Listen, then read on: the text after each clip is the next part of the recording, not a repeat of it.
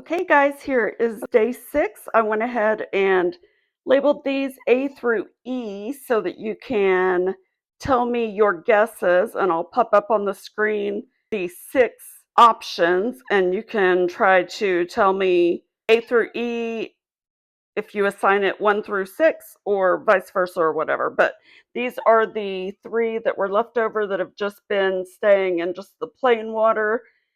If you ask me, they kind of resemble C, I think, because the center's just starting to turn a little white. But see, this one's still pretty pink, and this one's getting a little crispy on the edges. So anyway, here is A, B, C, D, E, and F. What do you think?